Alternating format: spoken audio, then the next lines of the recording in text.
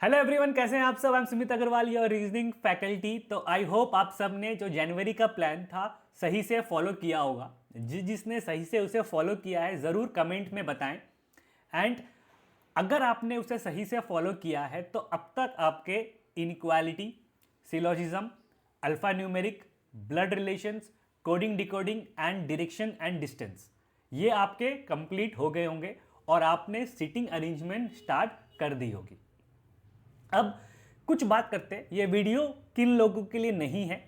ये वीडियो उन लोगों के लिए नहीं है जिनके पास एक प्रॉपर कोर्स है, ठीक है, उन्होंने कोई कोर्स बाई किया हुआ है तो वो प्रॉपर वो कोर्स के थ्रू पढ़ाई कर रहे हैं, ठीक है, टाइमलाइन वहाँ पे बनी हुई है, तो आपको इसकी ज़रूरत नहीं है। ये उन लोगों के लिए है जिनके पास कोई एक कोर्स नहीं है, ठीक है, वो यूट्यूब पे या और कहीं पे से सेल्फ स्टडी कर रहे हैं तो उन्हें पता नहीं है कि टाइमलाइन क्या है, टॉपिक्स कैसे कैसे पढ़ने हैं, तो वीडियो उनके लिए।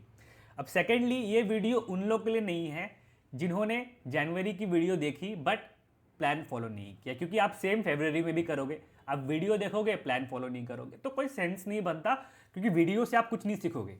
It is just a plan जो आपको फॉलो करना है, ठीक है। हाँ, इसमें कुछ प्रीरिक्विजिट्स है, भले ही आप मेरा कोर्स बाई नहीं करो, वो ज़रूरत नहीं है, बट आपको स्पीड ड्रिल ज़रूर बाई करनी पड़ेगी, ठीक है। तो आपके पास स्पीड ड्रिल स्मार्ट कीड़ा की ज़रूर होनी चाहिए अगर आपको ये प्लान फॉलो करना है तो। अब स्टार्ट करते हैं। देखो, आप कंटिन्यू करेंगे सिटिंग अरेंजमेंट ही, क्योंकि हमें पता है कि जो पजल्स एंड सिटिंग अरेंजमेंट है वही है डिसाइसिव फैक्टर रीजनिंग की, ठीक है। 50% से ज़्यादा जो मार्क्स के क्वेश्चंस होते हैं वो आपके पजल्स एंड सिटिंग अरेंजमेंट के ही होते हैं, और बाकी सारे टॉपिक सबको ही कर लेते हैं, उसमें उतनी दिक्कतें नहीं आती है, बट जो मेन जो गेम है वो पजल्स एंड सिटिंग अरेंजमेंट का ही है। तो ये मंथ में पूरा फोकस सिटिंग अरेंजमेंट और पजल्स में ही रहेगा। तो आप देखोगे मैं सारी लाइन पे लाइन रिपीट नहीं करूंगा, ये आप ऑलरेडी देख सकते हो, ठीक है। तो यहाँ पे आप सिटिंग अरेंजमेंट करोगे 1 से 4 तक, फिर आप पजल स्टार्ट करोगे, साथ में आप जो सोलो ड्रिल्स लगाओगे, ठीक है, आपको दोनों सोलो ड्रिल्स लगानी है, क्लर्क वाली भी और पीओ वाली भी, मतलब इजी वाली भी और डिफिकल्ट वाली भी, ठीक है। साथ में आपको मैराथन ड्रिल्स भी लगानी है ही, ठीक है, जैसा कि मैंने जनवरी वाले में आपको डिटेल में बताया हुआ है कि सोलो ड्रिल्स मैराथन ड्रिल्स के बारे में, तो यहाँ पे सेम चीज़ें रिपीट नहीं करूँगा, ठीक है।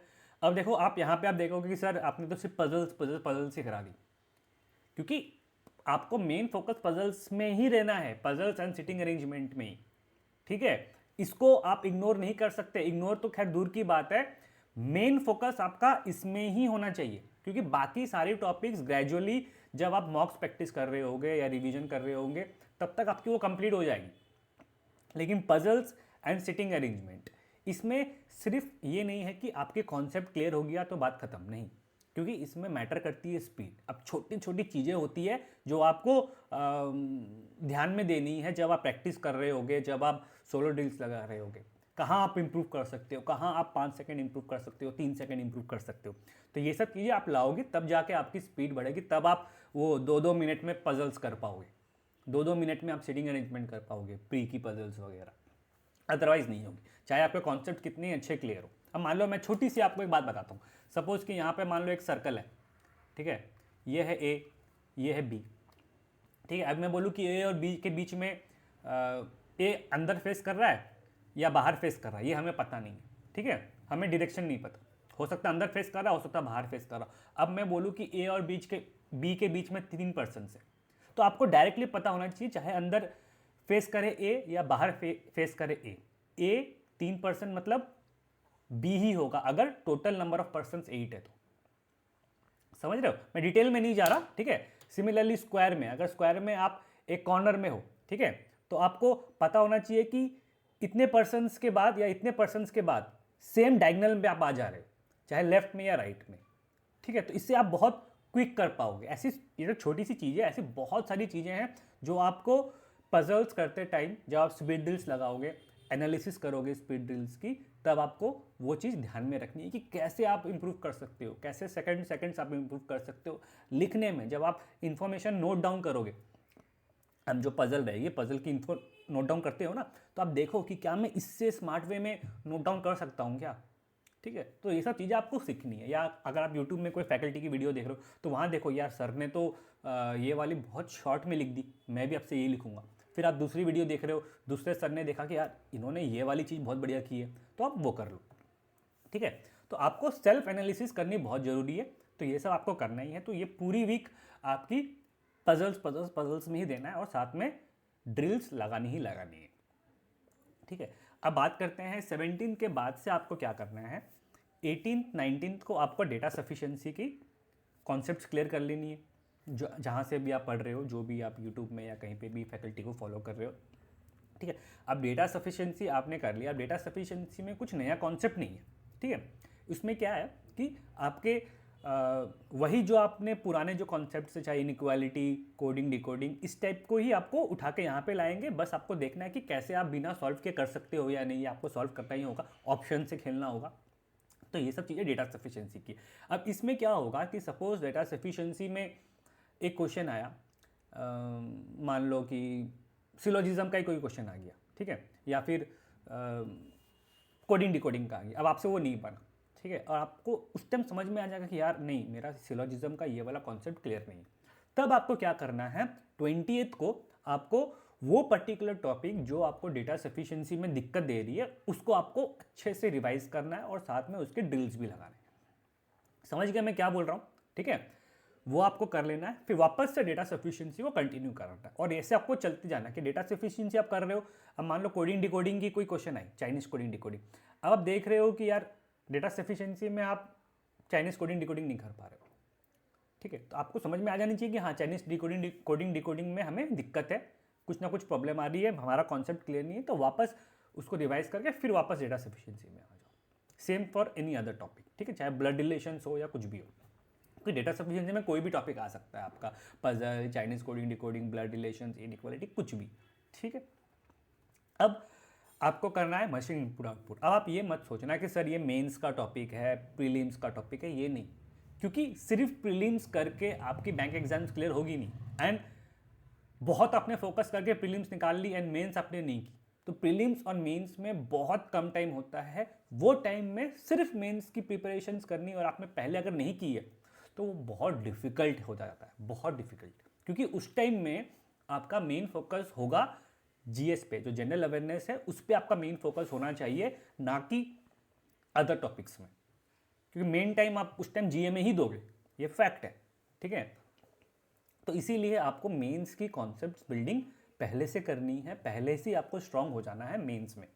ठीक है, ताकि जब प्रीलिम्स क्लियर हो तो आपको एक वो नहीं रहे, एक आपको कोई होल्ड नहीं करे कि नहीं यार मेंस में दिक्कतें आ रही है, क्योंकि उस टाइम आपको चाहिए सिर्फ और सिर्फ practice. After prelims concept building नहीं होनी चाहिए मेंस की, आफ्टर प्रीलिम्स सिर्फ और सिर्फ प्रैक्टिस होनी चाहिए।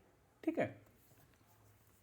तो मशीन इनपुट आप आपने कर लिया। ठीक है। अब आपको क्या करना है, 26-27 को आपको जितने भी टॉपिक्स आपने कर लिए, ठीक है, आपके सारे टॉपिक्स कवर हो गए। ठीक है। आपको सारे टॉपिक्स बढ़िया से रिवाइज करना है, एकदम बढ़िया से, क्योंकि होता क्या है ना, भले ही आपने कॉन्सेप्ट अच्छे से सीख लिया, जब आप वापस से आओगे ना तो आपकी जो रीजनिंग एबिलिटी है वो पहले से बेटर हुई रहती है।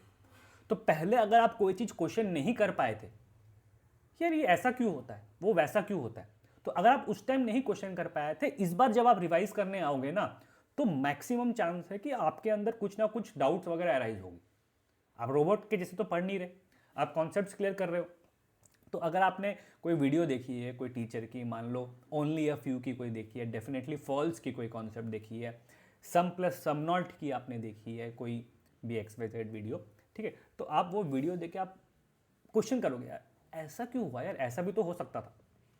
समझ रहे हो? तो आपको सारे चैप्टर्स बढ़िया से रिवाइज करने हैं, 2 दिन लो बढ़िया से, एकदम अच्छे से आप रिवाइज कर लो। अब क्या करना है आपको, लास्ट डे ऑफ फरवरी आपको क्या करना है, एक SBI PO प्री का कोई एक मॉक उठाना है। ठीक है, और वो मॉक आपको सॉल्व करना है। अब इसके मार्क्स को लेके आपको डीमोटिवेटेड नहीं होना है, क्योंकि फर्स्ट टाइम आप जब मॉक दोगे, वेरी वेरी हाई चांसेस कि आपके जो मार्क्स आएंगे वो बहुत कम ही आएंगे। ठीक है, क्योंकि आप हैबिचुएटेड नहीं हो मॉक से। ठीक है, वो स्पीड, वो स्ट्रैटेजी और वो मतलब उसकी आदत नहीं है आपको मॉक्स की, इसकी वजह से आपको कम आएंगे, बट डिसहार्टनिंग नहीं होना है। ठीक है, आपको अच्छे से देखना है कि कहाँ कहाँ आपसे कमी हुई है। एनालिसिस जो होगी ना वो मॉक की, वो आपको मतलब बहुत तगड़ी करनी, चाहे आप एक दिन ले लो एनालिसिस में, चाहे 2 दिन भी ले लो एनालिसिस में, लेकिन आपको पूरी अच्छा से आपको देखनी है कि यार कहाँ कमजोरी हो गई, कहाँ क्या प्रॉब्लम हो गई, क्या मैं इससे अच्छा कर सकता था या कर सकती थी, ये टॉपिक तो मेरी से कॉन्सेप्ट मेरे क्लियर थे, फिर मेरे से क्यों नहीं हुई, इसका मतलब कहीं ना कहीं कोई ना कोई कमी है। तो वो कमी कोई और आपको निकाल के नहीं दे सकता, नहीं दे सकता। जो भी कमी होती है इंडिविजुअल टू इंडिविजुअल सबकी अलग अलग होती है, तो आपको खुद से वो कमी निकालनी पड़ेगी, तभी जाके आप 2026 में बैंक एग्जाम्स क्लियर कर पाओगे। ठीक है, तो आई होप मैंने आपको ठीक ठाक प्लान दिया होगा, तो ज़रूर इसे फॉलो करें। ठीक है, और बैंक एग्जाम्स क्लियर करनी है आपको 2026 में, इसमें आपको कोई भी डाउट नहीं रखना, क्योंकि अगर आप सेल्फ डाउट रखोगे ना तो बहुत नेगेटिविटी होती है, बहुत चांसेस जो हो जाते हैं आपके सिलेक्शन के कम हो जाते हैं। आपको कॉन्फिडेंट होना, आपको होना है कि मेरे को लेना ही है, चाहे आपका फर्स्ट अटेम्प्ट हो। ठीक है, और वो सब र्यूमर में या किसी और के बात में मत जाना कि यार 2 साल प्रिपेयर नहीं करूंगा तो मेरे एग्जाम नहीं निकलेगी गवर्नमेंट एग्जाम्स। एटलीस्ट एक बार तो अटेम्प्ट दे दूं, उसके बाद नेक्स्ट वाले में क्लियर कर लूँगा, फर्स्ट अटेम्प्ट में तो होता नहीं, ऐसा कुछ नहीं। ठीक है, फर्स्ट अटेम्प्ट में बैंक एग्जाम्स आराम से आप क्लियर कर सकते हो, अगर आपने अच्छे से स्ट्रैटेजी फॉलो की है, अच्छे से मेहनत की है, तो आराम से आप निकाल लोगे। ठीक है, तो डेट्स ऑल गाइस, सेशन को एंड करते हैं। Thank you, tata, good bye.